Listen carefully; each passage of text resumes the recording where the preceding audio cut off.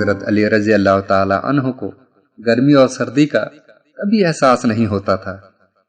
حضرت عبد الرحمن بن ابی لیلہ رحمۃ اللہ علیہ کہتے ہیں کہ حضرت علی رضی اللہ تعالی عنہ سردیوں میں ایک لنگی اور چادر اوڑھ کر باہر نکلا کرتے تھے، اور یہ دونوں کپڑے پتلے ہوتے تھے، اور گرمیوں میں موٹے کپڑے اور ایسا ہبا پہن کر نکلا کرتے تھے جس میں روئی بھری ہوتی تھی۔ لوگوں نے مجھ سے کہا کہ آپ کے ابا جان رات کو حضرت علی رضی اللہ تعالی عنہ سے باتیں کرتے ہیں، آپ اپنے ابا جان سے کہیں کہ وہ حضرت علی رضی اللہ تعالی عنہ سے اس کے بارے میں پوچھیں۔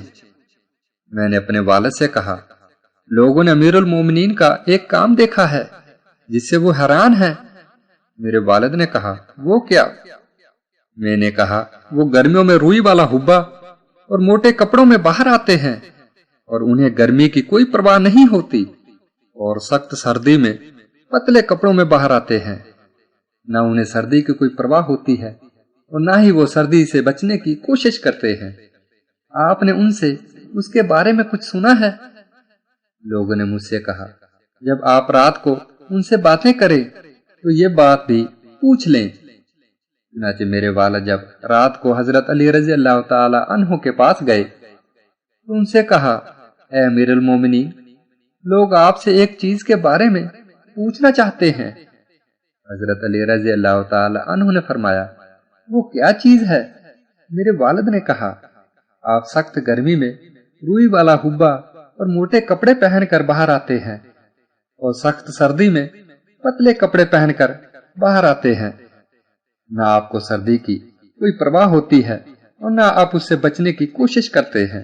پیارے علی نے فرمایا، اے ابو لیلہ، کیا آپ خیبر میں میرے ساتھ نہیں تھے؟ میرے والد نے کہا، اللہ کی قسم، میں آپ کے ساتھ ہی تھا۔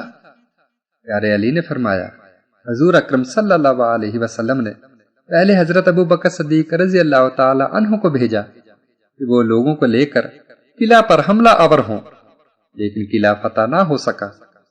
وہ واپس آ گئے۔ حضور نبی اکرم صلی اللہ علیہ وسلم نے پھر حضرت عمر رضی اللہ تعالی عنہ کو بھیجا کہ وہ لوگوں کو لے کر حملہ آور ہوں، لیکن وہ بھی قلعہ فتح نہ کر سکے۔ وہ بھی واپس آ گئے۔ اس پر حضور نبی اکرم صلی اللہ علیہ وسلم نے فرمایا، اب میں یہ جھنڈا اس آدمی کو دوں گا جسے اللہ اور اس کے رسول سے بہت محبت ہے، اور اس کے ہاتھوں ہی فتح نصیب ہوگی۔ چنانچہ حضور نبی اکرم صلی اللہ علیہ وسلم نے آدمی بھیج کر مجھے بلوایا۔ میں آپ صلی اللہ علیہ وسلم کی خدمت میں حاضر ہوا۔ میری اس وقت آنکھیں دکھ رہی تھی، مجھے کچھ نظر نہیں آ رہا تھا۔